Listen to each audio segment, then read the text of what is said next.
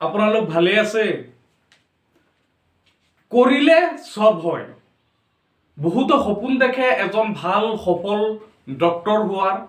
বহুতে কিছুমানে সপোন দেখে এজন ভাল ইঞ্জিনিয়াৰ হোৱাৰ,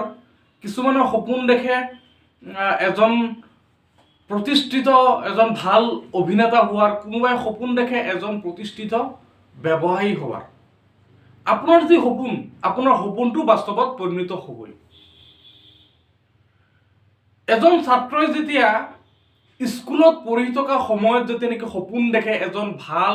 এজন সফল ডক্টৰ হোৱাৰ, এজন সফল চিকিৎসক হোৱাৰ, তেতিয়া সেই ছাত্ৰজনে যদি এজন ভাল অভিজ্ঞ শিক্ষকৰ লগত যদি বহি ডিছকাছ কৰে যে এজন সফল চিকিৎসক হোৱাৰ বাবে, এজন সফল ডক্টৰ হোৱাৰ বাবে কেনেকৈ ষ্টাডি কৰিব লাগিব, কিমানখিনি ষ্টাডি কৰিব লাগিব, কেনেকৈ কনচেনট্ৰেট কৰিব লাগিব, ডিছকাছ কৰি সেই মতে যদি ফুল উইলিংনেছ লৈ যদি আগবাঢ়ি যায়, তেনেহ'লে নিশ্চয় সেই ছাত্ৰজন এজন সফল চিকিৎসক বা এজন সফল ডক্টৰ হ'বই। ঠিক সেইদৰে এজন ছাত্ৰই নিজৰ সপোনটো যদি এজন ভাল ইঞ্জিনিয়াৰ হোৱাৰ সপোন দেখিছে, এজন ইঞ্জিনিয়াৰ হ'বলৈ কেনেকৈ ষ্টাডি কৰিব লাগিব, কেনেকৈ খোজকাঢ়ি যাব লাগিব, কেনেকৈ আগবাঢ়ি যাব লাগিব, সেইমতে যদি আগবাঢ়ি যায়, তেনেহ'লে নিশ্চয় সেই ছাত্ৰজন এজন সফল ইঞ্জিনিয়াৰ হ'বই। ঠিক সেইদৰে এজন ছাত্ৰই যদি বা এজন ব্যক্তিয়ে যদি সপোন দেখে নিজকে এজন ভাল অভিনেতা হোৱাৰ, তেনেহ'লে নিশ্চয় এজন ভাল অভিনেতা হ'বলৈ কি কৰিব লাগে, যেনেকৈ আমাৰ অসমত এক্টিং স্কুল আছে, SD school of drama, Munna Ahmed ডাঙৰীয়াৰ, বা আজিকালি ৱৰ্কশ্বপো অৰ্গেনাইজ হয়। গতিকে এনেধৰণৰ ৱৰ্কশ্বপ এটেণ্ড কৰি এক্টিং কোৰ্চ লৈ নিজৰ ভিতৰত যদি কোৱালিটি ইনক্ৰিজ কৰি, নলেজ ইনক্ৰিজ কৰি যদি আগুৱাই যায় ফুল উইলিংনেছ পাৱাৰ লৈ, তেনেহ'লে নিশ্চয় সেই ব্যক্তিজন এজন ভাল অভিনেতা হ'বই। এজন ব্যক্তি প্ৰতিষ্ঠিত ব্যৱসায়ী হোৱাৰ সপোন দেখিছে, সেই ব্যক্তিজনে যদি যোনটো ব্যৱসায় নকৰক কিয় সেই ব্যৱসায়টো কেনেকৈ প্ৰচেছ কৰিব লাগিব, কেনেকৈ এপ্লাই কৰিব লাগিব, কি কৰিলে প্ৰফিট হ'ব, গোটেই কথাবোৰ যদি ডিপলি ভালদৰে বুজি শুনি যদি সেইমতে যদি ফুল কনফিডেন্স লৈ যদি আগুৱাই যায়, তেনেহ'লে নিশ্চয় সেই ব্যক্তিজন এজন ভাল প্ৰতিষ্ঠিত ব্যৱসায়ী হ'ব। আজিৰ পৰা প্ৰায় 5-6 বছৰ ধৰি মই দুখীয়া দৰিদ্ৰ কৃষক ৰাইজৰ স্বাৰ্থত, লাঞ্ছিত বঞ্চিত অৱহেলিত ৰাইজৰ স্বাৰ্থত মই সংগ্ৰাম কৰি আছোঁ।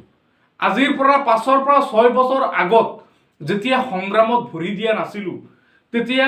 সংবাদ মাধ্যমত চাওঁ, নিউজ চেনেলবোৰত চাওঁ, অমুকটো সংগঠনে কৃষকৰ বাবে এইটো আন্দোলন কাৰ্যসূচী ৰূপায়ণ কৰিছে, অমুক সংগঠনে দুখীয়া দৰিদ্ৰ ৰাইজৰ স্বাৰ্থত এনেকৈ মাত মাতিছে। তেতিয়া মোৰ মনতো এটা ভাৱ ক্ৰিয়েট হৈছিলে যে ময়ো যদি এনেকুৱা দুখীয়া দৰিদ্ৰ ৰাইজৰ স্বাৰ্থত সংগ্ৰাম কৰিলোহেঁতেন, তেনেহ'লে নিশ্চয় মোৰ জৰিয়তে হয়তো হাজাৰ মানুহৰ ভাল হ'লেহেঁতেন। আৰু ঠিক তেনেকৈ ভাবি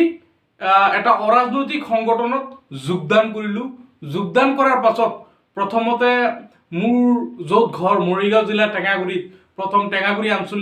আঞ্চলিক কমিটি আৰু তিনিচুকীয়া আঞ্চলিক কমিটি, দুটা আঞ্চলিক কমিটি বনালোঁ। টেঙাগুৰি আঞ্চলিক কমিটিত 30 জন ল'ৰা, তিনিচুকীয়া আঞ্চলিক কমিটিত 30 জন ল'ৰা, তাৰপাছত ধুমকুৰা আঞ্চলিক কমিটি, লাহৰীঘাট আঞ্চলিক কমিটি, এনেকৈ মৰিগাঁও জিলাৰ বিভিন্ন ঠাইত আঞ্চলিক কমিটিসমূহ বনালোঁ। বনোৱাৰ পাছত তেতিয়া লাহৰীঘাটৰ পৰা টেঙাগুৰিলৈ যিটো নগাঁও বুঢ়াগাঁও সংযোগী পথ, এই ৰাস্তাৰ কণ্ডিশ্যন এনেকুৱা বেয়া আছিল, মানুহে খোজকাঢ়িও যাব নোৱাৰে। তেতিয়া প্ৰথম লাহৰীঘাটৰ পৰা টেঙাগুৰিলৈ নগাঁও বুঢ়াগাঁও সংযোগী পথ নিৰ্মাণৰ দাবীত সংবাদমেল অনুষ্ঠিত কৰিলোঁ। এটাৰ পাছত এটা আন্দোলন কাৰ্যসূচী গ্ৰহণ কৰিলোঁ। আমাৰ আন্দোলনৰ ফলত কি হ'ল, কম দিনৰ ভিতৰতেই লাহৰীঘাটৰ পৰা টেঙাগুৰিলৈ ৰাস্তা ঘাটৰ কণ্ডিশ্যন ভাল হ'ল, অৰ্থাৎ প্ৰশাসনে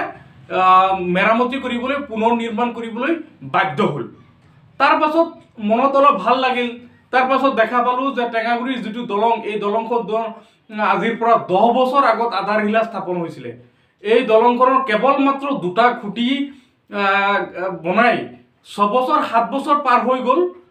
10% কাম কৰি বাকী 90% কাম কৰাই নাই এনেই পেলাই থৈ দিছে তাৰ পাছত দলংটো চাই এটাৰ পাছত এটা ধাৰাবাহিকভাৱে দলং নিৰ্মাণৰ দাবীত আন্দোলন কাৰ্যসূচী গ্ৰহণ কৰিলোঁ গ্ৰহণ কৰাৰ পাছত কি হ'ল আজি এই টেঙাগুৰিৰ দলংটো 100ৰ পৰা প্ৰায় 90ৰ পৰা 95% কাম সম্পূৰ্ণ হ'লেই মাত্ৰ 5ৰ পৰা 10% কামহে বাকী আছে তাৰ পাছত ভাবিলোঁ যে মই কেৱল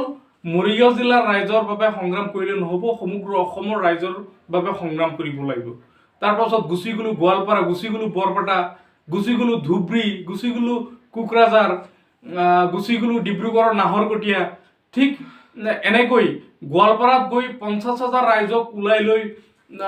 আন্দোলন কাৰ্যসূচী গ্ৰহণ কৰিলোঁ ৰাইজৰ স্বাৰ্থত ধুবুৰীত 1.5 লাখ ৰাইজক 1ৰ পৰা 1.5 লাখ ৰাইজক ওলাই আনি আন্দোলন কাৰ্যসূচী গ্ৰহণ কৰিলোঁ এই যে প্ৰথম আৰম্ভ কৰিলোঁ যে 50ৰ পৰা 100জন মানুহলৈ আন্দোলন কাৰ্যসূচী গ্ৰহণ কৰি ৰাইজৰ স্বাৰ্থত কাম কৰাৰ বাবে আন্দোলন কাৰ্যসূচী গ্ৰহণ কৰিছিলোঁ প্ৰথম অৱস্থাত 50ৰ পৰা 100জন আৰু তাৰ পাছত যে 1ৰ পৰা 1.5 লাখ ৰাইজক যে ওলাই আনিছিলোঁ এইখিনি কিয় হৈছে কাৰণ মোৰ ভিতৰত এনেকুৱা এটা ভাৱ ক্ৰিয়েট হৈছিলে যে জীৱনটো লাগিলে মোৰ জীৱনটো একেবাৰে ডেষ্ট্ৰয় হৈ যাক মোৰ জীৱনটো শেষ হৈ যাক লাগিলে মই একেবাৰে নিশ্চিন্ন হৈ যাওঁ তথাপিও দুখীয়া দৰিদ্ৰ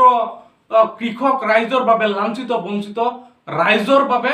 মই কিবা কৰিম গতিকে এই যিটো উইলিংনেছ পাৱাৰ এই উইলিংনেছ পাৱাৰ কাৰণে আচলতে কৰিব পাৰিছোঁ গতিকে ঠিক সেইদৰে আপোনালোকৰ যিটো সপোন আপোনালোকৰ যিটো লক্ষ্য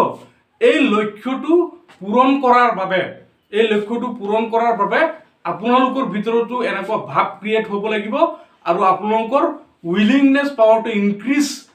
কৰি ফুল কনফিডেন্স লৈ আপোনালোকে আগুৱাই যাওক আৰু আগুৱাই গ'লে